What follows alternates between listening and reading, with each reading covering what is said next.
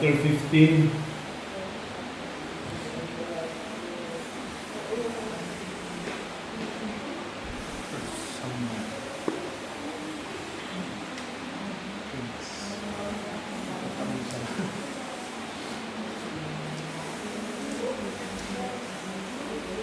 Basahin ko ang 1 Samuel chapter 15 verses 1 hanggang 4. Tumayo nga tayong lahat. Respect, na? Respect to the word of God. Yung mga may baby, pwedeng pulang kayo. Okay. Dito sabi niya, one day Samuel said to Saul, "It was the Lord who told me to anoint you as king of his people, Israel. Now listen to this message from the Lord. This is what the Lord of heaven's armies has declared. I have decided to settle account with the nation of Amalek for opposing Israel when they came from Egypt. Now go and completely destroy the entire Amalekite nation, men, women, cattle, babies, cattle, sheep, children, babies, cattle, sheep, goats, camels, and donkeys." So Saul mobilized his army at Telaim. There were 200,000 soldiers from Israel and 10,000 men from Judah. May the Lord bless His words and give us the message for this morning. Amen. Po tayo lahat.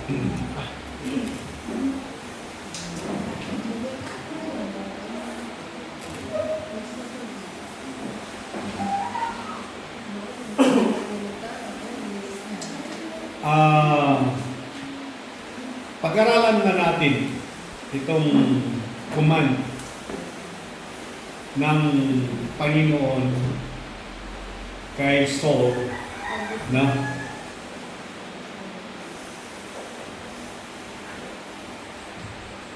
focus tayo dito sa verse 3. Now go and completely destroy the entire Amalekite nation. Men, women, children, babies, cattle, sheep, goats, camels, and donkeys. Ang utos dito ng Panginoon kay Saul, lusubin mo ang Amalekite at completely destroy, ani-ani, patayin mo lahat ang nandyan, sabi niya. Mga babae, lalaki, mga babies, anak, animals, ano man ang nandyan, patayin mo. So, kailangan mabura ang Amalekite. At si Saul, ginamit niya ang kanyang 200,000 na sundalo mula Israel at 10,000 mula Judah para girahin nila itong Amalekites. Maraming tanong dito kung pag-aralan ninyo ito. Bakit? Ugali pala ng Diyos na yung gumawa ng genocide. Genocide yung pagpapatayin mo ang mga tao ng isang lugar, no? Ang command pa dito is total annihilation. Yung walang matitira. Mabubura talaga itong Amalekite. Bakit? Bakit? Ano bang kasalanan ng Amalekites para maintindihan ninyo ang background dito? I-atras nyo itong kwento ni Samuel,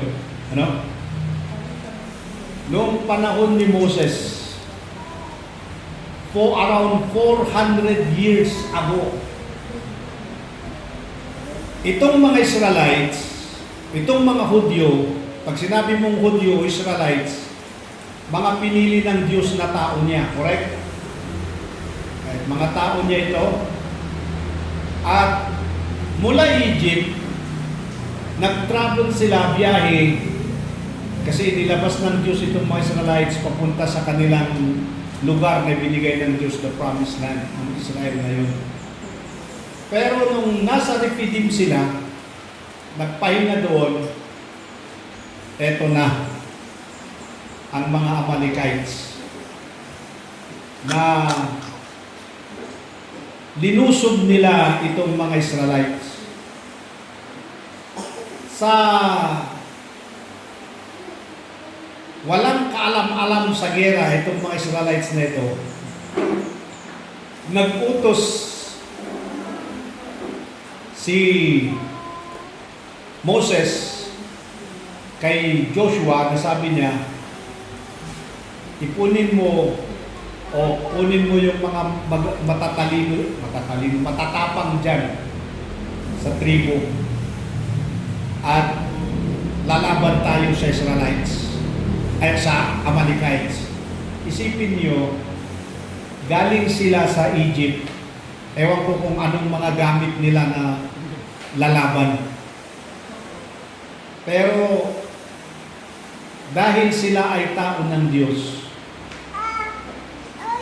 nanalo sila, in short. Tinalo nila itong mga Amalekites. Markado yun, sila ang unang gumera sa mga tao ng Diyos. Nung sila ay bumubiyahe, walang kamuwang-muwang, papunta sa kanilang promised land, dumating itong mga Amalekites. Mapapasa nyo doon, Exodus chapter 17 ng record nun, na nagsalita ang Diyos at sinabi niya, itong mga Amalekites, gigirahin nyo ito, ubusin nyo sila hanggang sila ay mawawala. Sila ay inyong maging kalaban yan hanggang sa susunod pang mga henerasyon. Okay. So, yan ang nasabi ng Diyos sa mga Israelites. So, isipin niyo 400 years mula that time, no? Maisip niyo ba yung 400 years? Kung gaano katagal yan? Ilang lolo niyo ang namatay? Para wala pang, hindi lang 4 kasi wala man umabot ng 100. Ilang lolo na ninyo ang namatay bago mabuo yung 400 years. Ito ang nangyari. Dumating yung panahon ng time ni Saul, King Saul, at naalala niya yung sinabi niya sa mga Israelites. Sabi niya, ngayon na ang panahon, punta kayo at lusubin ninyo itong mga Amalekites. Patayin ninyo sila. May gusto akong makita ng reason na gagawin nila. One is to punish the Amalekites. Ang Diyos hindi niya nakalimutan yung ginawa ng Amalekites sa kanyang mga tauhan. So tama pala yung may time that God will revenge for His beloved. Vengeance is mine. Sabi ng Panginoon. Kaya mantakin ninyo, sabi ko nga 400 years hindi niya nakalimutan. Na-revive yung plano na yun. So, ibig sabihin, nabuhay pa itong mga Amalekites ng mga 400 years mula nung ibinigay yung warning ng Diyos sa kanila. Nasisirain sila. Okay? Maging kaaway sila ng Israel. Actually, nagkaroon din ng mga encounters na kwento. Pero ito na yung time ni Saul na sinabi ng Diyos, Okay, mabura na ang Amalekites. Burahin nyo na. Ang mga Amalekites, hindi blessing sa mga tao ng Diyos. Ako, mahirap yun. Sila ang mga taong hindi na kailangan sa mga Israelites. Kaya, dahil hindi naman sila kailangan pwedeng mabura na sila sa mundo. Grabe naman ng Diyos, no? Meron palang ganun. Buburahin niya yung mga hindi na kailangan. Pangalawa, na rason, bakit niya ianihalik o kaya kailangan mabura itong mga Amalekites na tribo is to preserve His people from the untowards or bad influence or ungodly practices. No? Ayaw ng Diyos na itong mga tao niya ay salinan ng ugali ng ugaling hindi maganda ng mga Amalekites. Marami pa sila doon, pero particular lang itong Amalekites. Kaya sa Joshua chapter 23, verse 27 and 28, makikita natin dyan na nasabi din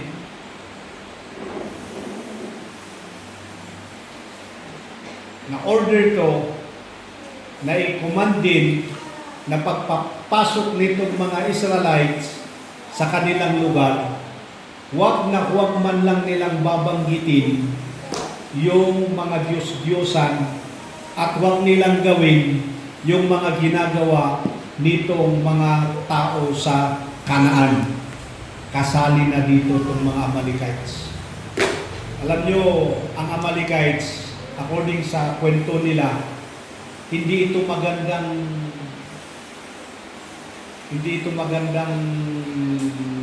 klase ng tao. Dahil ugali nilang yung nagkakamkam ng gamit.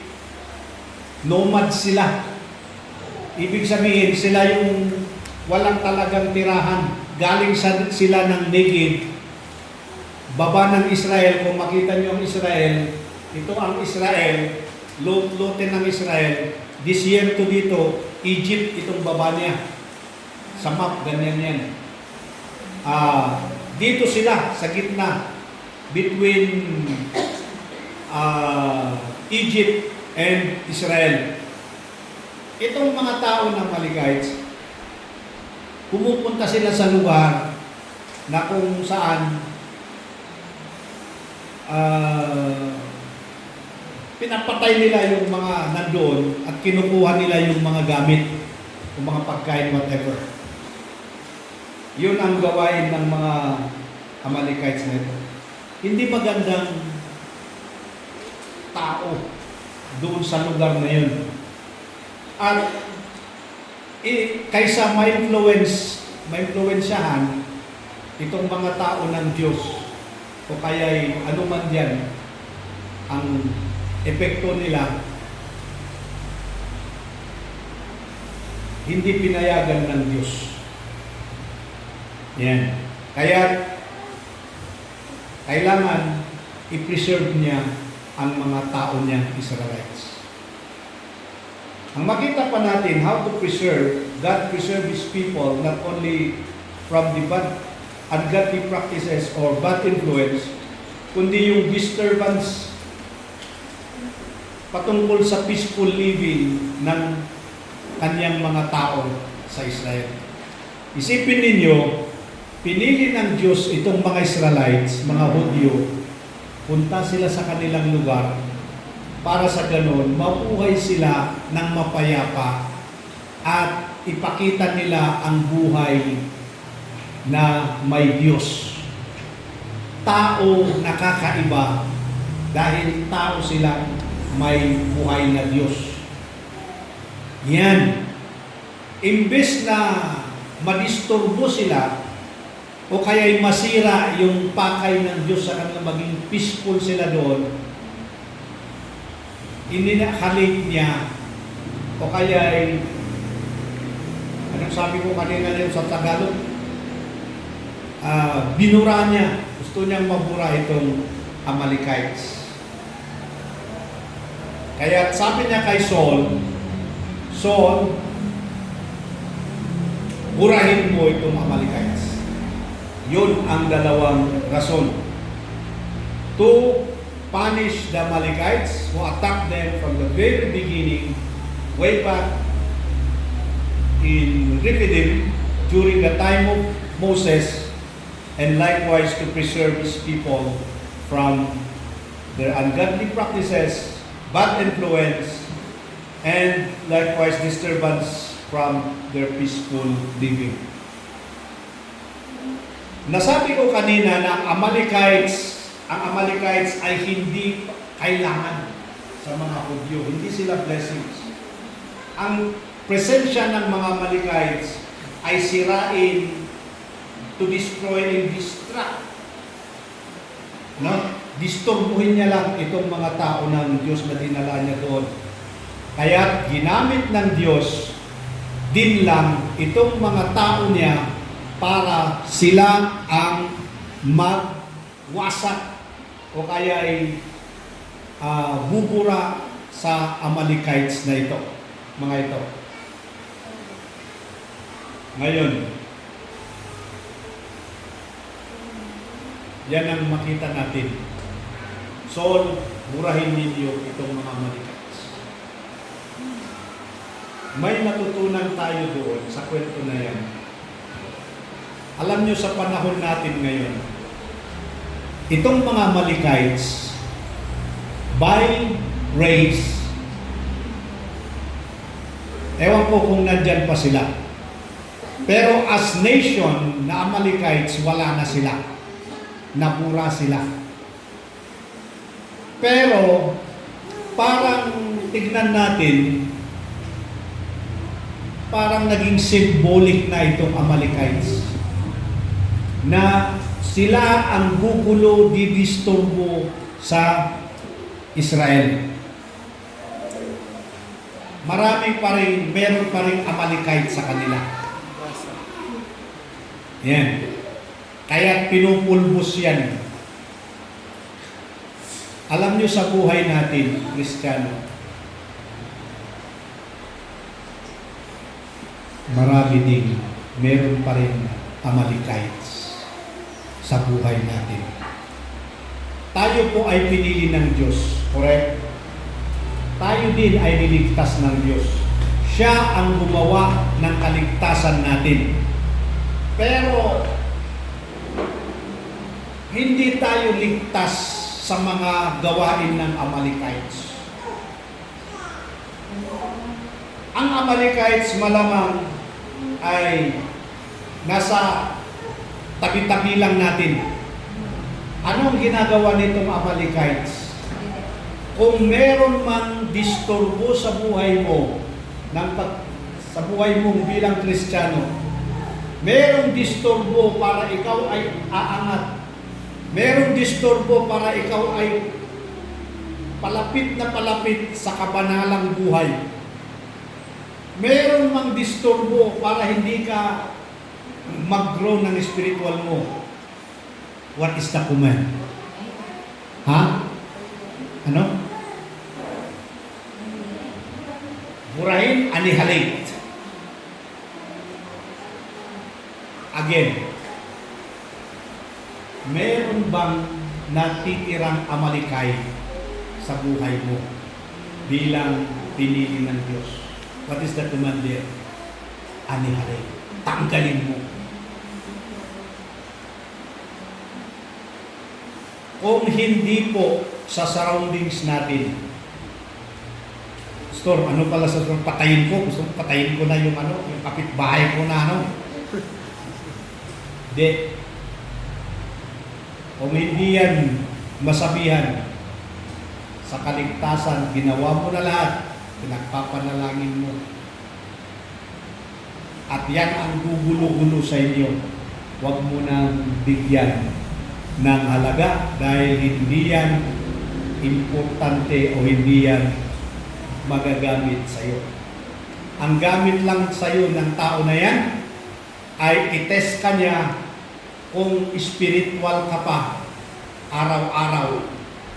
Kung marunong ka pa rin makituro sa kanya spiritually, yan, nananalo ka para kang mga Israelites.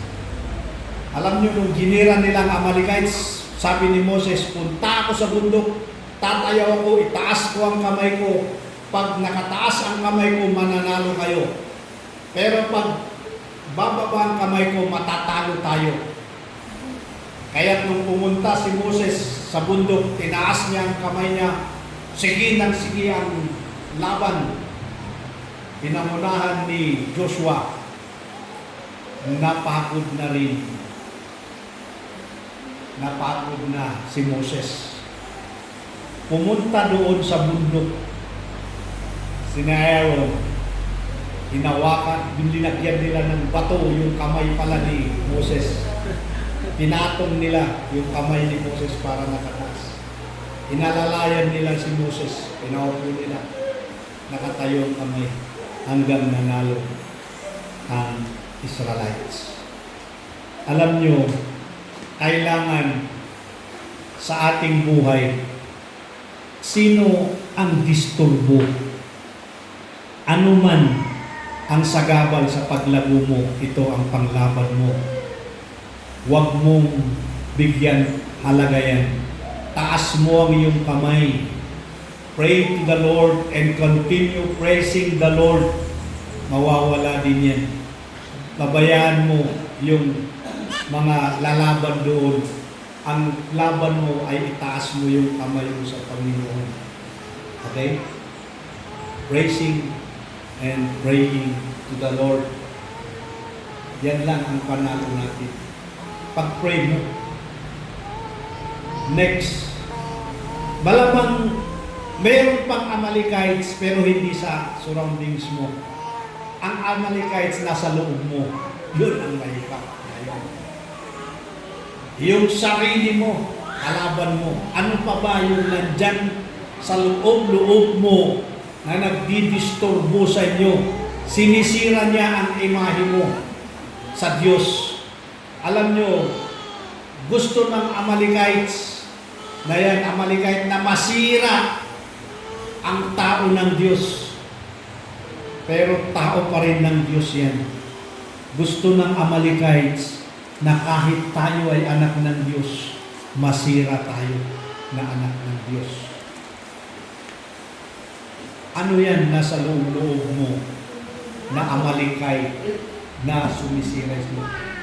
Panalangin mo yan. Sabihin mo, Panginoon, masisira ako dito.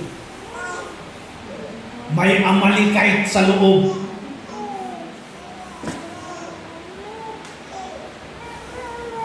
Anong Amalekite mo sa buhay?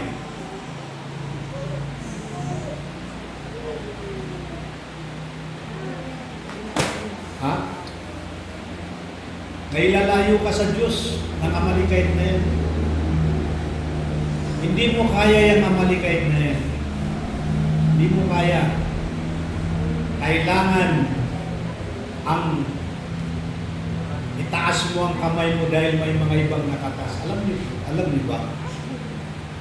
Sa ating pag-prayer meeting, sino man ang song leader? Si J-Man o si Mrs. ang song leader? Except si Ma'am Mure kasi pag-prayer, pinapasa niya agad kay Mrs. Pag mapunta sa prayer item, pag ang i-prayer ay members group, bigyan natin kay pastor. So ako ang magpipray sa inyo, parang ako na yung Moses na nakataas ang kamay.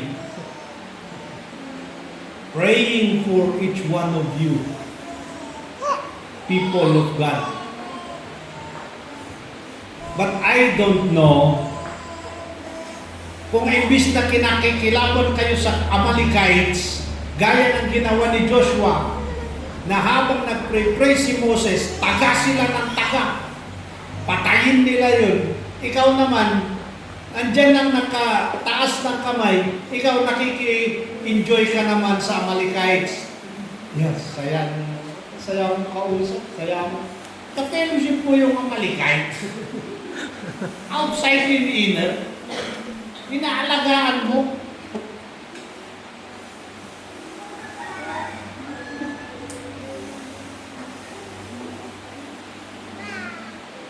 Yan.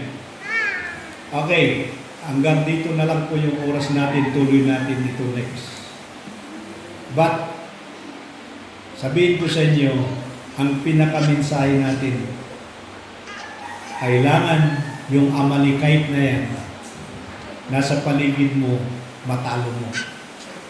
By lifting up your hand. Praising and praying to the Lord. Yung Amalekite sa puso natin, sa loob natin. Ano yung mga Amalekites na yan? Our flesh. Gusto ng laman. Palaging yan, gusto ng laman. Yan. Emotion. Our mental. Mga members, mga church goers, or church members. Nasabi kanina ni Sister Noe, noon daw, nag-church siya, one time na nag-church siya para feeling niya siya palagi ang sinasabihan ng pastor na tatamaan palagi. Hindi ka may butos, malamaw ka, bis nag-gimo ka. Imbis daw na makinig, parang gusto niya nang mag-give up, Complain. madismaya. Pero nagpatuloy pa rin hanggang tumagal. Ina-overcome niya. May mga ganyan na kung di mo ma-overcome yung Amalekite ng inyong damdamin, nakakarinig ka ng mensahe tumatama sa iyo, imbis na lumalago ka at na-challenge at nagbabago ka naman. Kaya lang negative. Anong klaseng pagbabago? Tumitigil ka na, umaayaw ka na. Sa bagay, nagbago ka naman. Nagbago ka nang hindi mag-church. Dahil lang sa damdamin mong masasaktan. Isip, hindi ka makakaintindi. Nagsasalita sa iyo ang banal na espiritu, hindi mo maintindihan. Sabi nung Amalekite sa iyo, yan, gusto mo pa yan?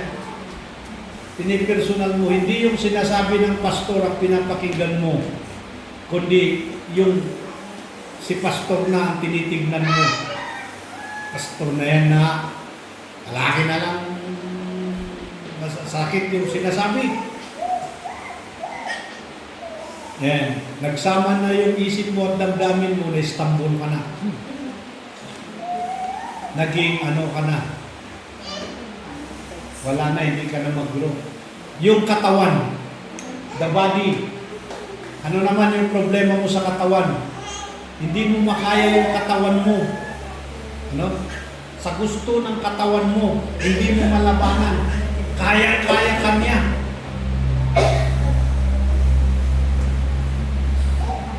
So, dahil hindi mo kaya yung katawan mo, naging tinatamad ka na. Siyempre, hindi ka mag-grow, so tatama rin din yung katawan. Pag tinatamad na yung katawan, hindi na yan mag-church. Pupunta ng church sa pilitan, hindi na mag-grow.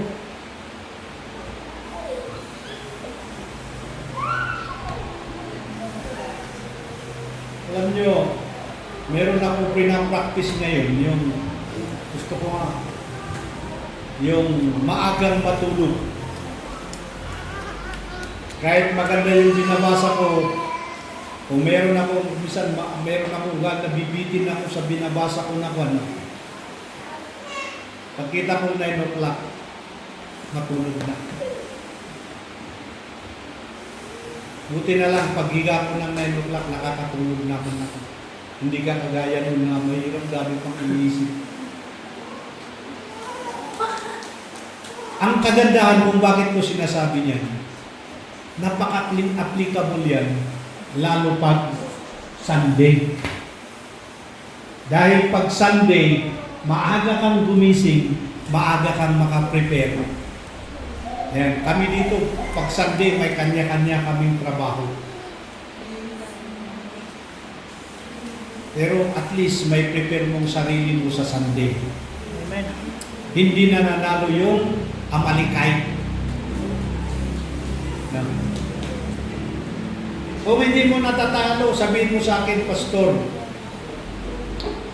magpapalit niya ako ng pangalan parang Binyag. Ano? Amalek.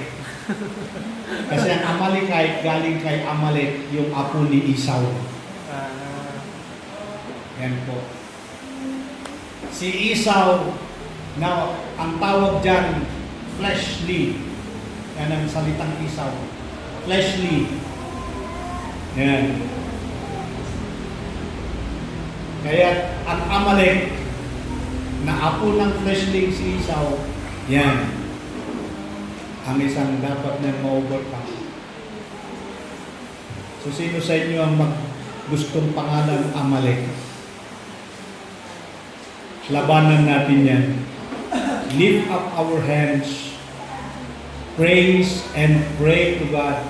Sabihin mo sa Panginoon, Lord, tanggalin mo itong Amalek sa puso ko, sa buhay ko. Ayaw ko na ito. Patayin mo itong Amalek na ito para manalo ako. Yan. At lalabas yung pagiging tunay mong anak o tao ng Diyos. Yan po ang message natin ngayon. And next Sunday, tignan pa natin yung mga nangyari and we'll get lesson from this. Okay? Habang